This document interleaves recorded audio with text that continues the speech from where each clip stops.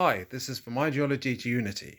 So I've been watching some of this workshop by Teal Swan, a YouTuber, who was talking about fragmentation and the idea that there's people generally split into two parts in their psyche, even if they're not, if they haven't got dissociation personality disorder, and how what it's dealing with is how, for example, there was this woman who was saying that how feeling happy about herself, feeling good about herself, depends on her being productive, her getting work done. And when she's not, well, she's not happy, basically. So,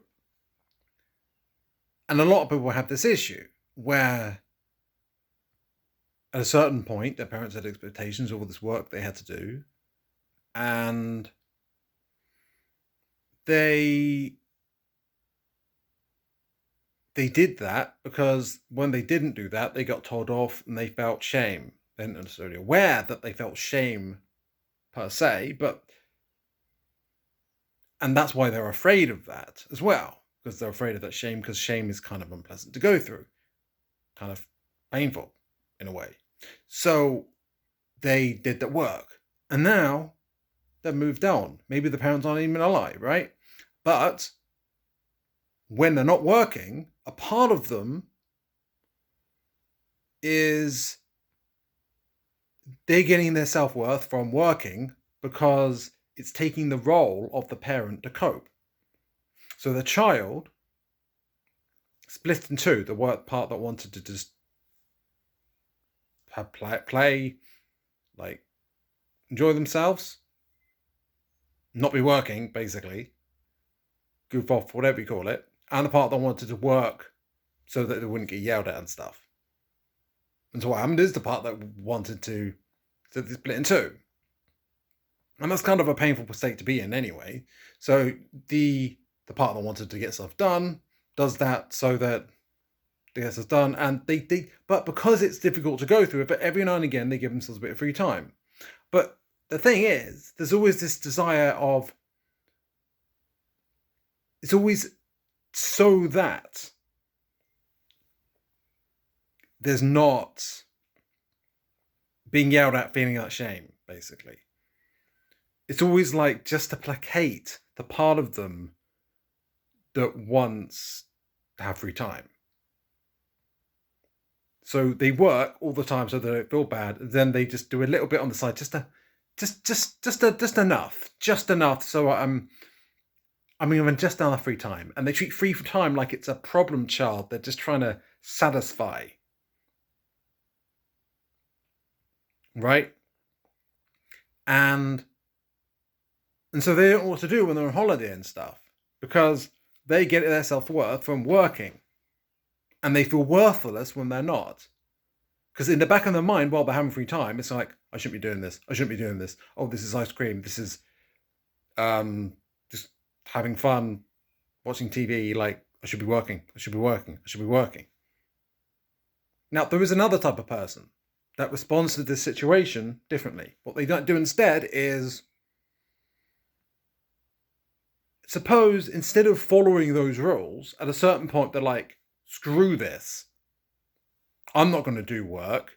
Work's fucking shit. I hate it. And suppose they give up on even getting a job. Suppose they end up unemployed. They just fucking, and they're just constantly in escapism mode. Constantly, you suppose when they're a kid, they got the work out of the way, but what they really focused on was how to feel good while through escapism. Suppose escapism was their main coping mechanism rather than following the rules, per se. Then that might develop into someone later on who they've split just as much, but the dominant part might be digital play part, and they won't have a job a lot of the time. If they do, it might only be part time. They might like, well, just be like, well, we're watching stuff, playing games, just like goofing off majority of the time, but feeling empty inside because not really because they always feel guilty for not achieving things. Why? Because they've got this other part of them that was coping at one point, but was doing stuff to satisfy the parents to not be yelled at. And the more, but this person is escapism. So the more they got yelled at and told off and shamed by the parents for not doing stuff enough, the harder they played, the more escapism they did to cope with it. And if that meant they got told off more, they just got even more extensive ways of avoiding the issue. And that might mean years and years of just not working. But if suppose you've got this desire to like get stuff done, right? You might do it vicariously through other things. Like you feel like you want to actually achieve stuff. Like you do that through, let's say, computer games where you feel like you're actually accomplishing goals. But it's an illusion. It's not real life. And you still feel bad for not achieving stuff. It only temporarily makes that the part of you that wants to achieve stuff to satisfy the parents, even though you moved out, like it's still doing all that. Yeah, so basically that escapism only works to a certain extent because that feeling comes back. But that feeling of your self-worth being based on getting work done, or ignoring the fact that your self-worth feels bad. Either way, like the fundamental malaise is the same. It's just two sides of the same coin. Now, and productivity compared to play isn't the only polarity that a split might happen based on, right? Apparently. So if you, based on what Teal Swan says, there might be based on a whole bunch of things, and a number of different possible splits, but there'll be a main split and two main personalities usually. That's possible for it to be more, but yeah, this isn't talking about people with dissociative personality disorder. This is talking about average people. And imagine the whole society has this problem. Now, shame is a major one though, and it's how you deal with the shame. Do you reduce the shame or avoid the shame by doing what you're expected to do by parents, authority figures, which is vicariously through parents anyway, because when you grow up with parents, that shapes how you see things, right? The authority figures when you grow up shape your guardians when you grow up. That fundamentally shapes later on, right? Is it doing the work you're supposed to that you feel good about, or is it do you feel good through escapism, like reading a book or playing a game or watching something? What is your main strategy? Or do you have a balance between the two and try to do, okay, I do a bit of work and a bit of play and I try to have an equal balance? Because if you do that, neither's going to satisfy you properly, right?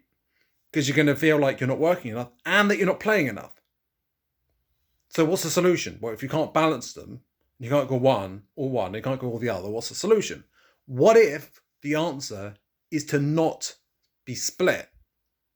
What if the answer is to instead of doing work and play and trying to balance them, do work and play at the same time?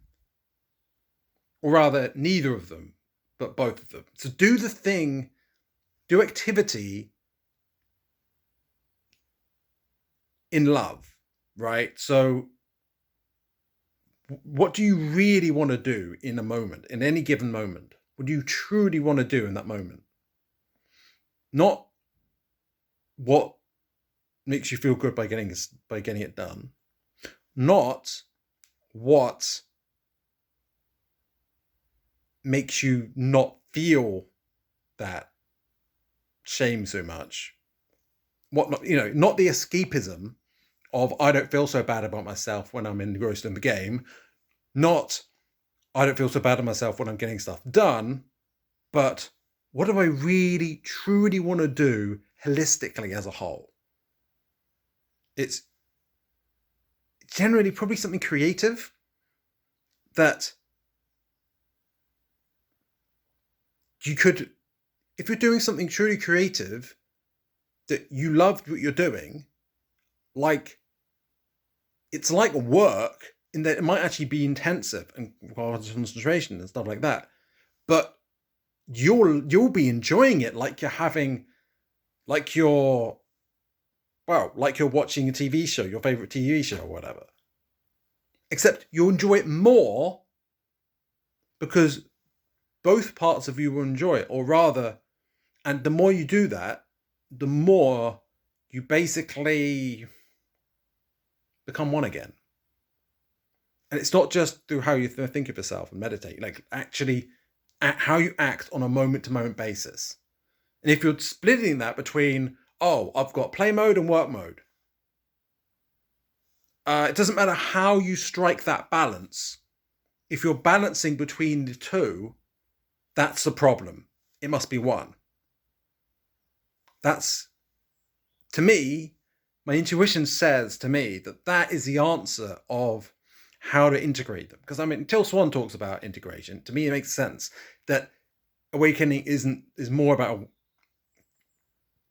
it's about integration, not balance. And this principle applies broader as well to a whole range of things in society in general, where light and dark, we must integrate them. Negative emotions, positive emotions, integrate them. Like, it's not, we can't just strike a balance between good and evil or whatever, you know. We need to avoid dualistic thinking and move past it, transcend dualistic thinking, not avoid it. That's probably the wrong language. Now keep in mind that I should be humble about this. This is what resonates with me at the moment.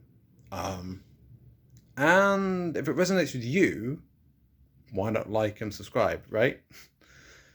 Okay, bye for now.